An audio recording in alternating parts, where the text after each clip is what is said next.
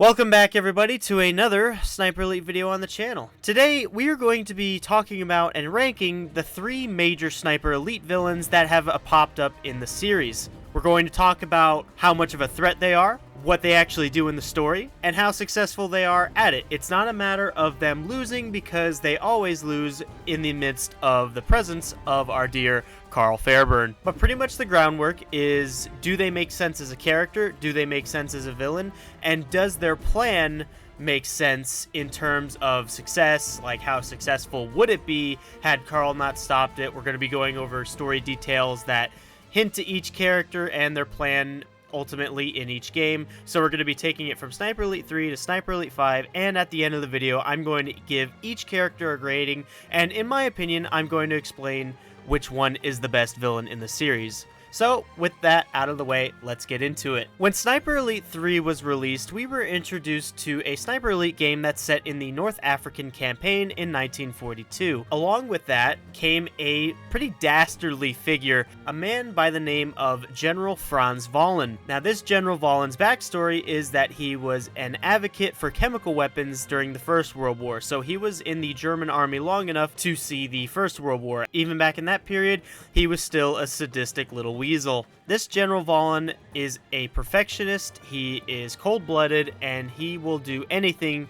to achieve his mission. And in this game, his mission is to complete a project. That project being the P-1000 Rat tank. This tank is a huge behemoth of a vehicle. This tank is an actual real-life design that the Nazis had considered making but ultimately scrapped. But in this universe, in North Africa, Vahlen is in charge of building this tank. And over the course of the game, you're uncovering details and the plot of ultimately what this Project Zoika actually is, which we discover then is the P-1000 Rat. Despite Carl's best efforts, there is one rat tank that is almost completely constructed, and then Vahlen plans to start building another one. However, we find out where the rat factory is, we infiltrate the facility, come face to face with General Vahlen himself, and then we ultimately bury the tank alive and kill Vahlen.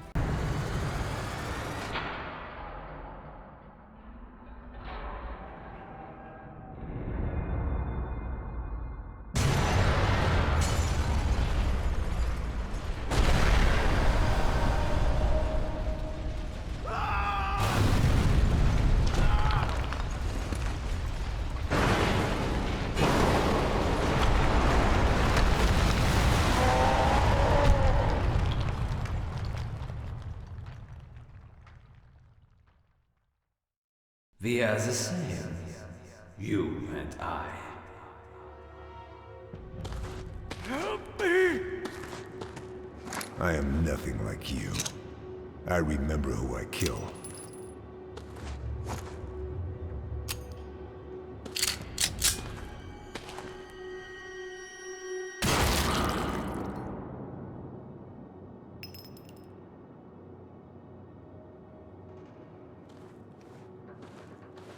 Vahlen is dead, and the rat is destroyed.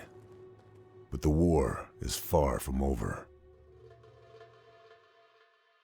Now, it's not like during the story that Vahlen is ignorant of Carl Fairburn's existence. He is pretty knowledgeable of what Fairburn is doing in Africa. He is very knowledgeable of what his mission is in terms of stopping him.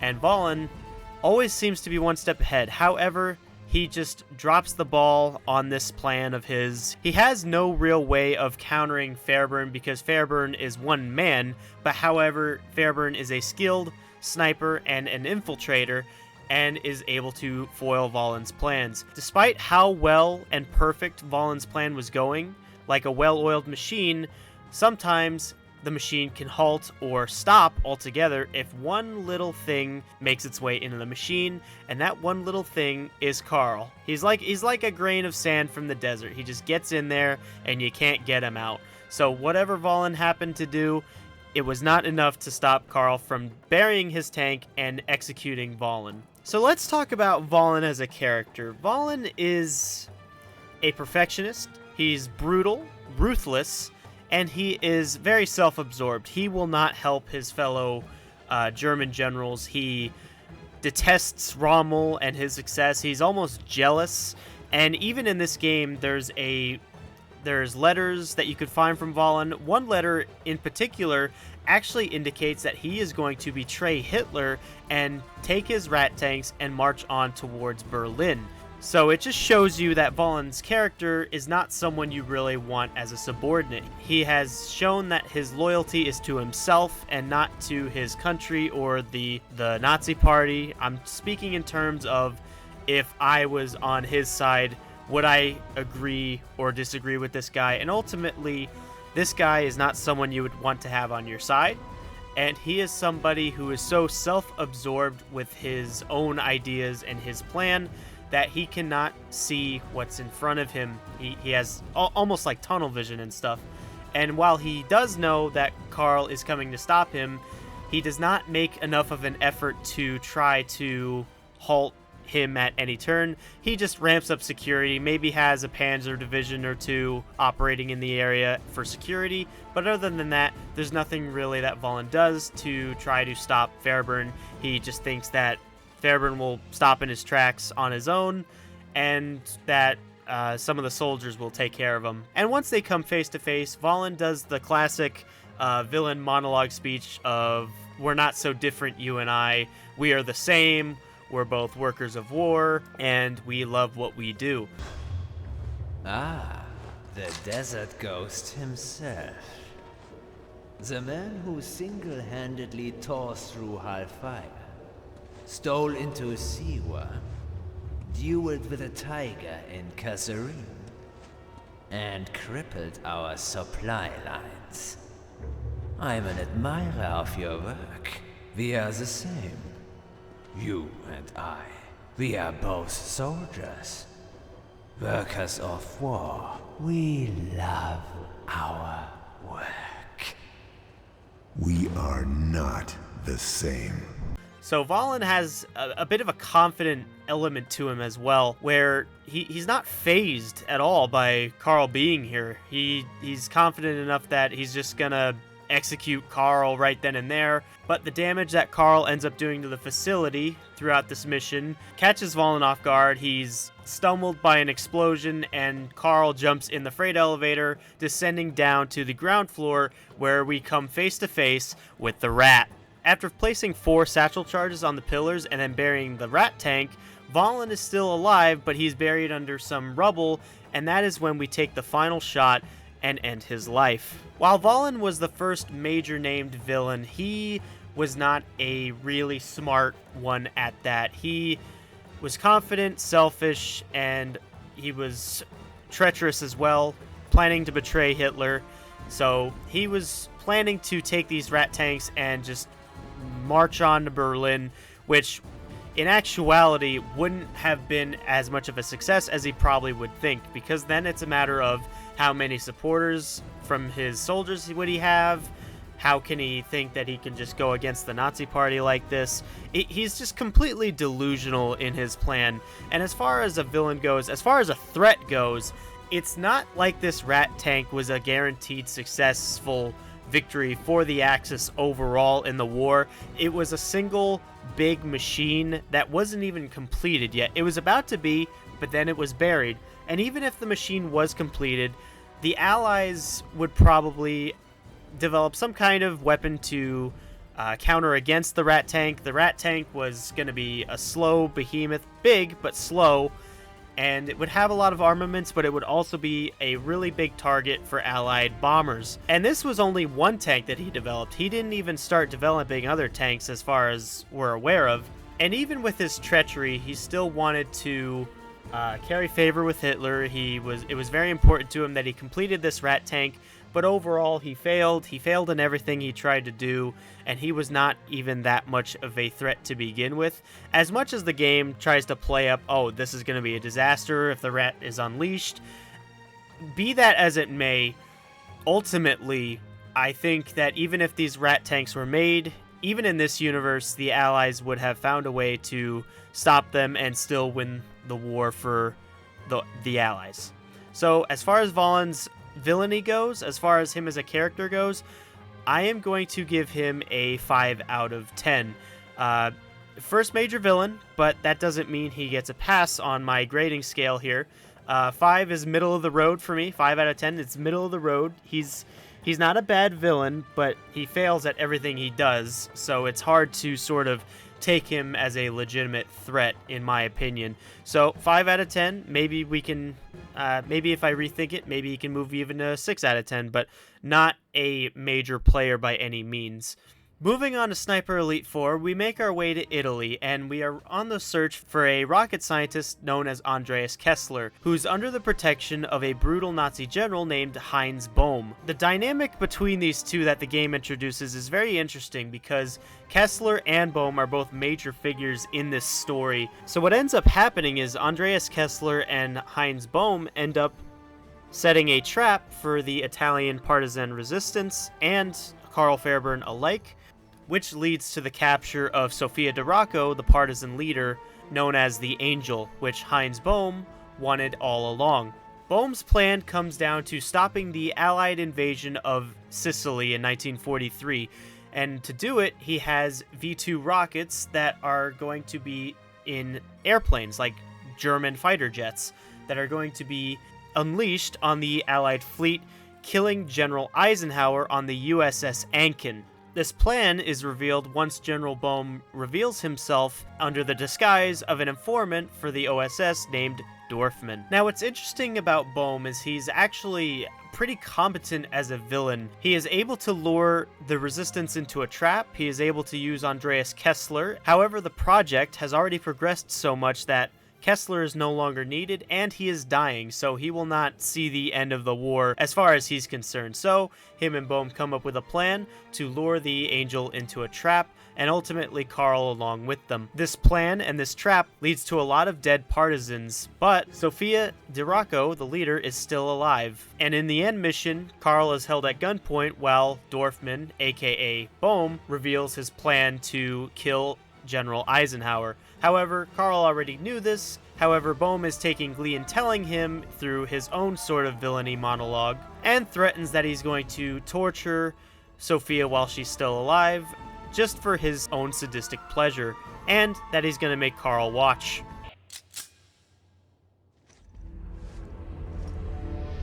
All I wanted was the Angel. I didn't know the partisans would follow her to their deaths. They followed her because she gave them hope.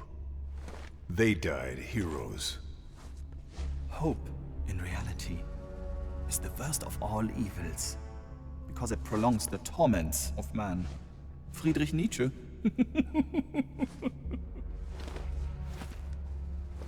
General Bohm, I presume. The worst terrors are shapeless, formless. If no one knows who I am, I can be whoever I need to be. I can manipulate. I can avoid detection if need be. I could be a man. Oh. Or a monster. Dorfman or Bohm. Yeah, exactly. We have Kessler, and the production facilities are wrecked. Kessler will be dead before he's any use to the Allies. And as for your little, mischief in the production facility, well, it's just too late. Yeah, I'm going to start with the USS Ankin. The illustrious General Eisenhower. I'll take the Allied fleet, ship by ship. Operation Avalanche will be extinguished before it's even begun. See, if only this was enough. But, it's not. Bring her in here!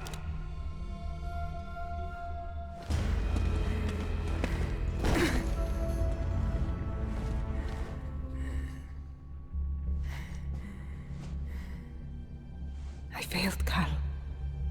I failed them all. I failed my father. Yeah. See, there is no hope here. Not anymore. We're going to torture her. Yeah. And, You're going to watch, Lieutenant. However, a simple line from Carl strengthens Sophia's resolve, which leads to her attacking Dorfman and distracting him long enough to where Carl can get into cover away from the other soldiers shooting at him. However, this ultimately leads to Sophia's death at the hands of Bohm. All it takes is a spark.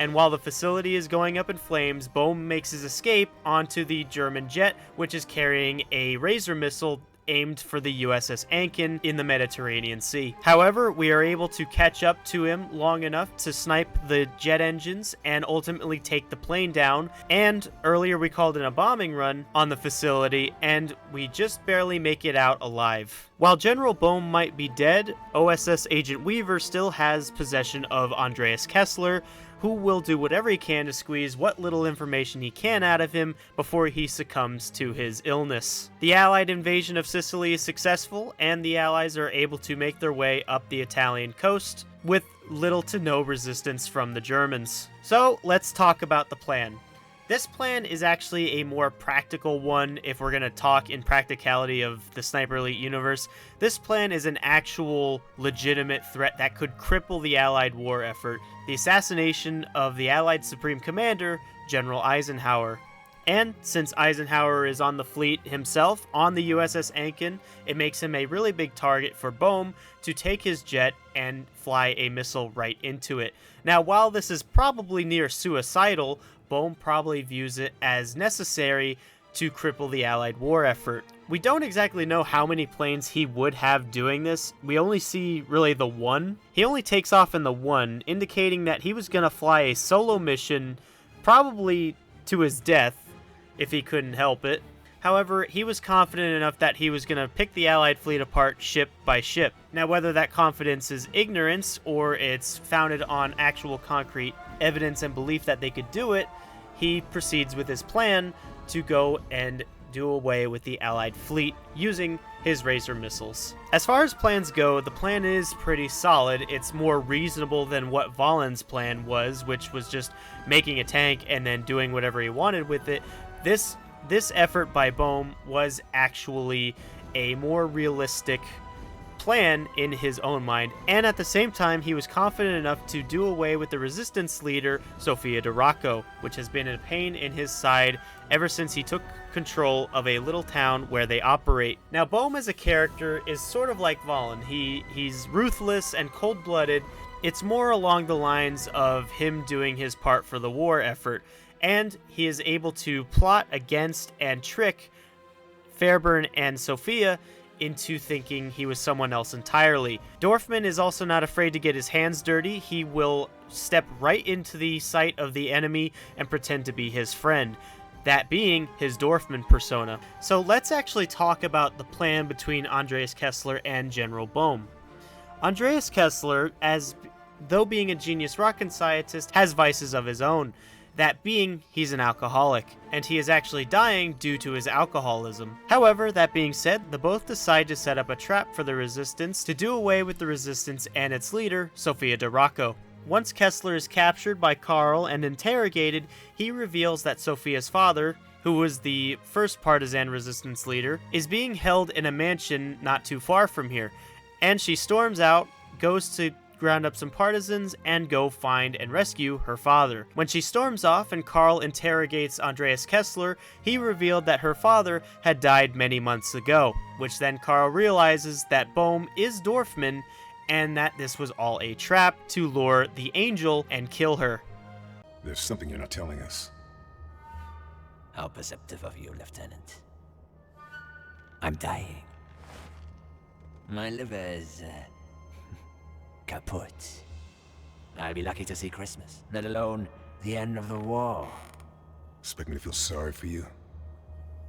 I expect you to realize why it was so easy to kidnap me. Sophia's father.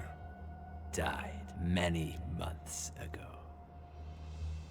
You set us up. Dorfman set us up. Ah, all that effort, and I'm of no use to you or the fatherland. I am, what's the expression? A busted flush. And ultimately, what this trap ends up doing is it ends up with the deaths of many of the town's partisans. However, Sophia is captured alive and held by Bohm.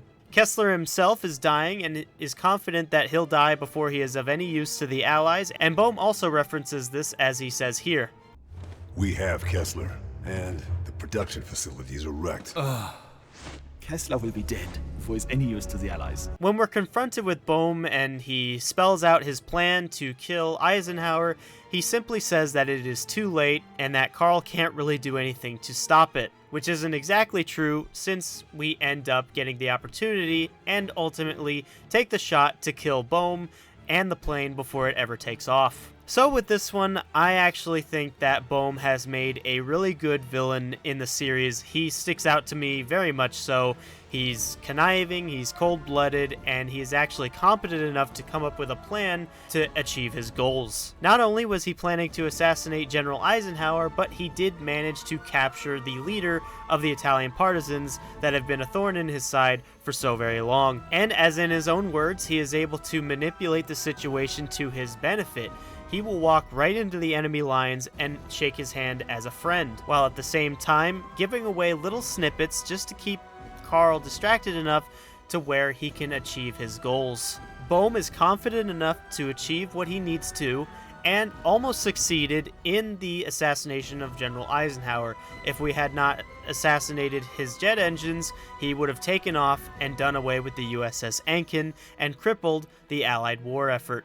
So for me, I'm going to put Bohm as an 8 out of 10 Sniper Elite villain. I know there's not a lot of villains to choose from, but out of the 3 we got, Bohm to me is an 8 out of 10, and that is pretty good in my book. So let's move on to what Sniper Elite 5 has to offer. So in Sniper Elite 5, we make our way into France in 1944. And over the course of the game, we are introduced pretty early to the villain known as Abelard Moller. We actually get snippets of him in his conference room hearing about the news that Karl Fairburn is active in the area and is doing away with his facilities and sabotaging his plans for his project titled Operation Kraken. Over the course of the missions, it is revealed that Operation Kraken is a plan to attack the United States and is also in collaboration with the Japanese Navy to cripple America. How they plan to do this is that they load up stealth U-boats with V-2 rocket missiles and Auslan spies that will infiltrate the US and cripple it. The missiles will do away with 3 major US cities. However, his plan is foiled by Karl in the 8th mission, Rubble and Ruin, when Karl destroys 3 stealth U-boats. And in the 9th mission, Loose Ends, Moller is assassinated with 1 bullet to the head from Karl Fairburn himself. Now, as far as it goes for Abelard's character, he is pretty confident in his plans. He is dedicated to making his plan work, as you can imagine, and this project of his has taken years to come into full development. However, even when he sees the warning signs that Karl is in the area and he knows about him pretty early on, Moller proceeds to do nothing about it. All he can do is heighten his security and just watch as his whole Kraken project sinks to the bottom of the ocean. He makes no real effort to dissuade or remove any chance of sabotage from Karl, being that he wants to save face and is too prideful to take any measure to save the project. He won't move supplies, he won't move any facilities over to an unknown location, and he is not even competent enough to root out the resistance like he was bolstering before. Given the fact that the Resistance has moles in his organization means that he cannot lift a finger without the Allies knowing about it. And once he is defeated and he is left alive, he scurries off to try and go into exile so he doesn't have to face the Führer and be executed by a piano wire. Now for For his failure, Moller knows he will be executed at the hands of the Fuhrer, and he seeks to go into exile away from anywhere the Fuhrer can find him. But before he can do that, he makes his way back to the chateau where we were before, and that is exactly where we kill him, putting an end to another villain, Abelard Moller. Now, as far as the plan goes, Moller's plan is still more reasonable than Vahlen's ever was. Stealth U-boats equipped with V-2 rockets to cripple American cities and send Auslan spies in afterward to sort of do away with the political system there and try to form something new out of it. Ultimately, the goal was to defeat the US single-handedly and take them out of the war. While this plan probably wouldn't have worked, given the fact that the Allies have major control over the seas around France, it is not entirely certain if they would have even made it to the coast of America. Now, Vahlen as a character is sort of a different one than we've seen already. He doesn't even have a face-to-face confrontation with Karl. He has a confrontation with him over the phone, and that's just about it. He's confident that he can put an end to Karl before he can do any real damage. However, that is just simply not the case, and he doesn't do anything after he threatens Karl, saying that he has friends in the Resistance that can do away with him rather easily. However, it's clear with Moller that he is all talk and no action. He takes no precautions to protect the Kraken project. He just watches it all burn. He saves face. He's embarrassed in front of his Japanese allies, and he is too worried about his pride, essentially. And when everything is up in smoke, he seeks to run away and not do anything or take responsibility for his actions. And it's his running away that gets him caught and killed. Going to the exact same place that has already been ransacked in Mission 2, he's simply not even thinking at that point. It just seems like he almost is asking to be killed at that point, going back to the same exact place to burn documents, which ultimately could have been handled by his own soldiers if he really wanted. He could have stayed away from there as far as he could.